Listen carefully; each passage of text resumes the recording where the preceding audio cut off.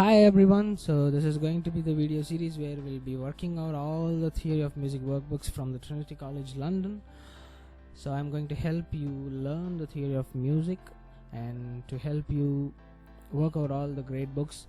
So this is going to help you in writing the theory exams conducted by the Trinity College London Examination Board, and also to learn the basic theory concepts behind the music, which helps every musicians to play and perform the music so well. So starting off from the grade 1 book, the first topic that you will see on a grade 1 book is the stave. So basically a stave is a set of 5 lines which also has 4 spaces between those 5 lines. So to be clear and to be precise, I will be defining the stave as a set of 5 lines and 4 spaces. So it is always counted from the bottom to the top in music. So the first line will be here, the second line, then the third and fourth and fifth. Likewise, the spaces count from the bottom: 1, 2, 3 and 4. All the music notation symbols are going to be written in this set of 5 lines and 4 spaces. And then there are so many symbols that you come across in your life where you will be seeing something like this or something like this. So these are called notes, and these are going to be written on these set of 5 lines and 4 spaces. These notes contain 2 parts. The first part is called the note head, which is the oval shaped dot, which is going to be written on every lines and spaces that you see here. So if you're going to write it on a line, we will be writing it right at the center of the line. So the line crosses through the center of that note, and make sure you're writing the note in a oval shaped note head instead of writing it like a circle. And similarly, if it is in the spaces, we are going to write it between the 2 lines without crossing those 2 lines. So this is going to make it very neat and clear to help others to read your music so that they can play it without any difficulty. So the first question, it is given there: write a note head on every line and leave gaps between the notes as shown in the examples above.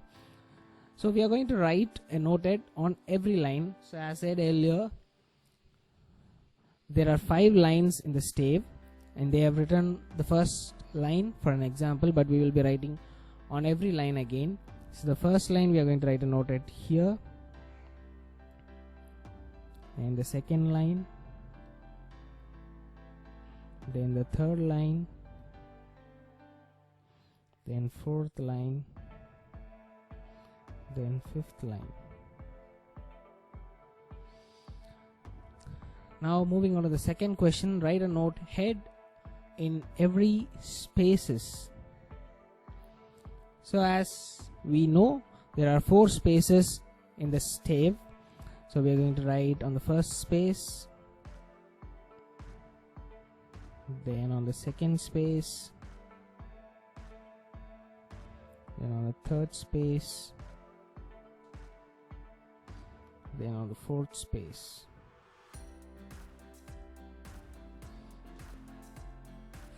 And the third question: write 3 note heads on the third line up from the bottom, then write 3 note heads in the first space. So 3 note heads on the third line up from the bottom. The third line up from the bottom will be 1, 2, and this is the third line. We're going to write 3 note heads on the third line. So 1, 2, 3. Then write 3 note heads in the first space. The first space is here. So don't get confused between the counting of the lines and spaces. Always it is counted from bottom to the top. So if it is a first space, it is going to be here and not here. So we're going to write 3 note heads on the first space. the second note head, and the third note head. Now the question number 4. Write a note head on every line and in every space. So we have 5 lines and 4 spaces. So we'll be having many note heads on this question. So the first line, and the next line, the third line, fourth line, fifth line. And now we are going to write it down on all the spaces. The first space, second space, third space, and the fourth space.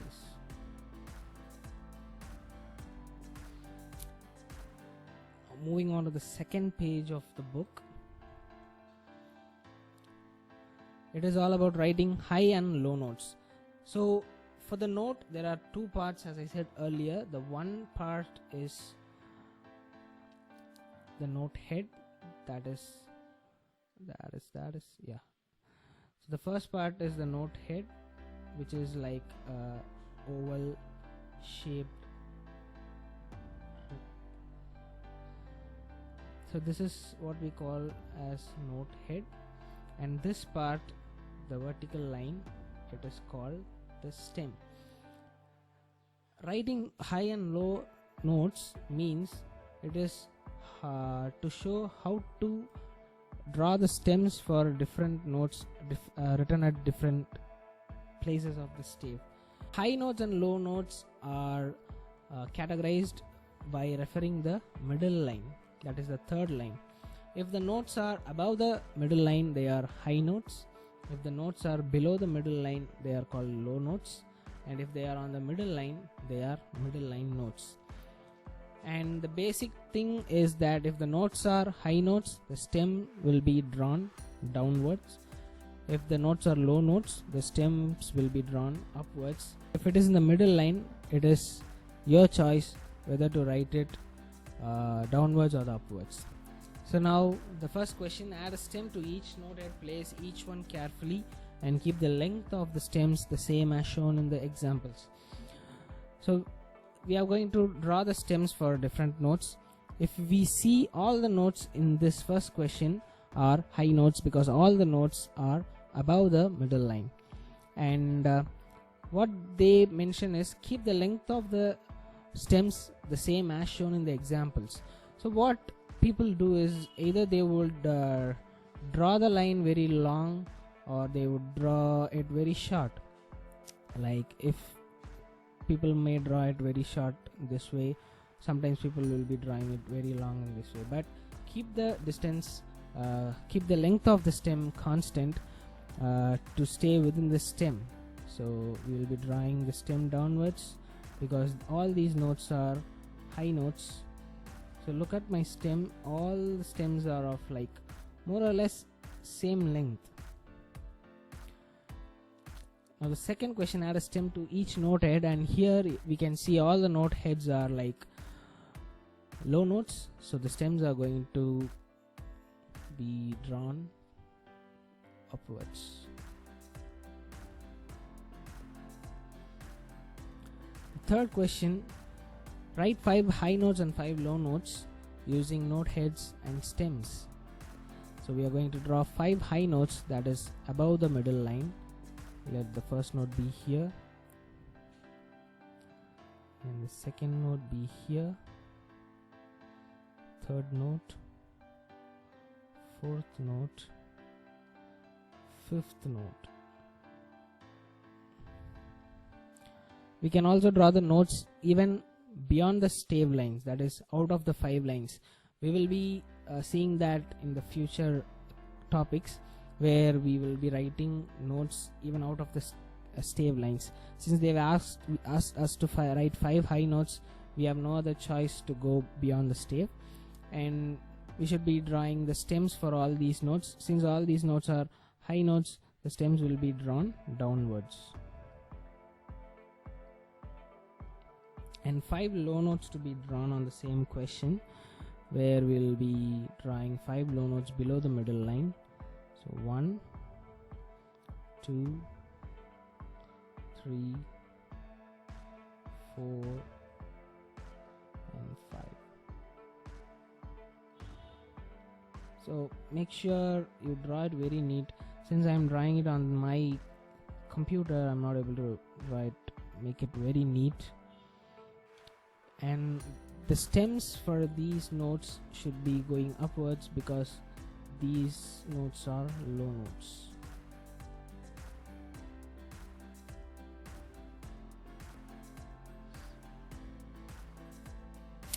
Now the fourth question is add a stem to each note head.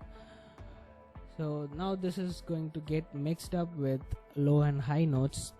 The first one is above the middle line, so the stem will be going down. It's a low note, stem is going upward. The high note, stem is going downward. And the next note, it is on the middle line, so it is your choice to whether to put it downwards or upwards. Later on, if you see in the higher grades, there is a way to decide whether to draw the stem downward or upward when the note comes on the middle line, and it depends on the previous note. So if the previous note has the stem pointing downwards, then the middle line stem would also point downwards. That will be seen in the future. And now the next note is a high note, so the stem will be going down. Now it is a high note, again the stem is going down. And the last one is a low note, the stem is going to go upward. Yeah. And the next question, the next page, we are going to talk about treble and bass clefs. So treble and bass clefs are just like an indicator to show which line corresponds to which note on the keyboard. On the keyboard, sorry, not on the keyboard. For on any music instruments, like if you know music and there are multiple notes starting from A, B, C, D, E, F, G, all these notes have their place in this stave.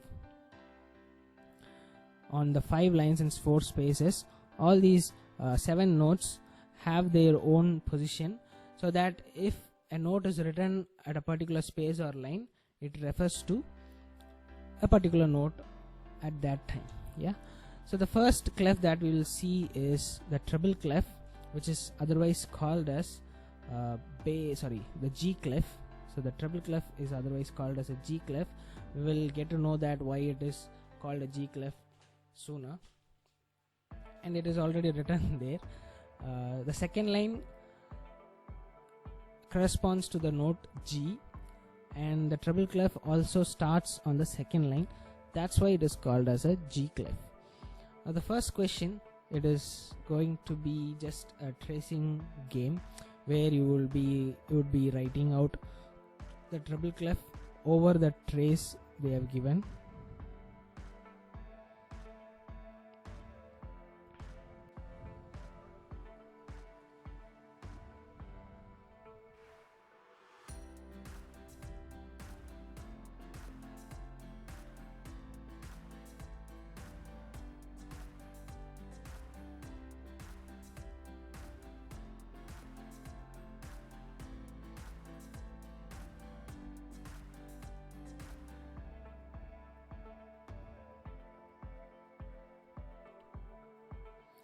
In the next question, we are going to write the treble clef without any tracing.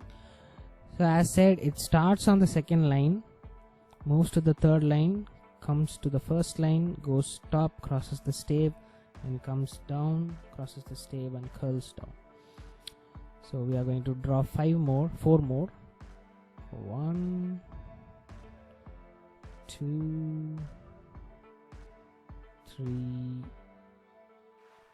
and 4. Now the next clef that we will see is called a bass clef, or it is called as F clef. It is called so because the bass clef, it is drawn in such a way that it starts on the 4th line where the F note sits. The third question, it is all about drawing over the dotted lines to trace out the bass clef. You can draw over it and practice yourself.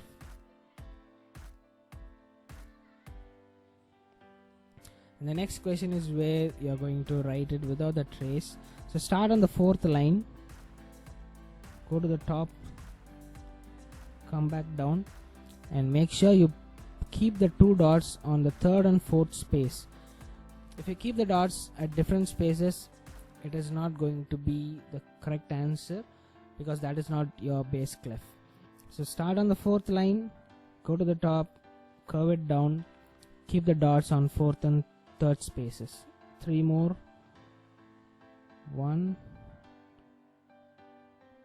2, and 3. We will be knowing what is the need for the treble and bass clef in the upcoming videos. If you have any doubts, you can mention it in the comment section, and keep watching for the notifications. Please do subscribe, like, and press the bell icon for you to get the notification for the next video. Tata, bye bye, take care.